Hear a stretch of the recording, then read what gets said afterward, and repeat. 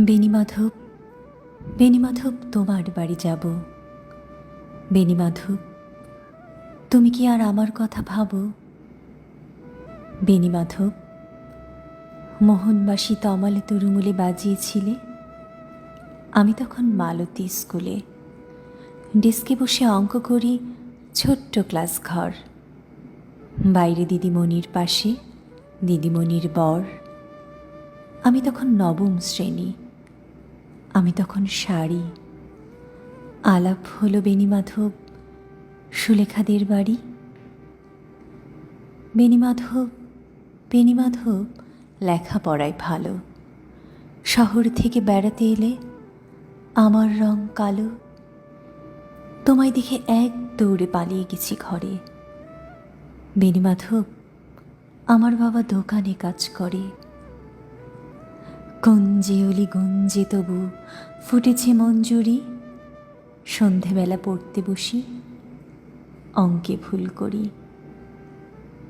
আমি তখন নবম শ্রেণী, আমি তখন 16। ব্রিজের ধারে বেণীমাধব, লুকিয়ে দেখা হলো। বেণীমাধব, বেণীমাধব, এতদিনের পরে সত্যি বলো, সেসব কথা এখনো মনে পড়ে? সেসব কথা বলেছ তুমি তোমার প্রেমিকাকে? আমি কেবল একটি দিন তোমার সাথে তাকে দেখেছিলাম আলোর নিচে, অপূর্ব সে আলো। স্বীকার করছি, দুজনকেই মানিয়েছিল ভালো। জুড়িয়ে দিল চোখ আমার, পুড়িয়ে দিল চোখ। বাড়িতে এসে বলেছিলাম ওদের ভালো হোক।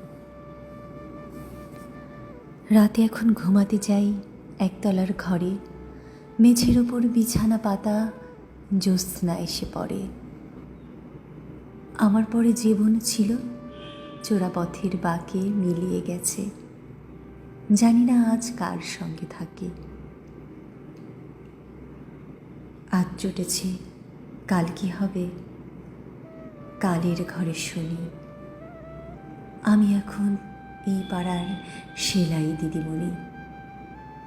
তবুও আগুন, বেণীমাধব, আগুন জ্বলে কই। কেমন হবে আমিও যদি নষ্ট মেয়ে হই?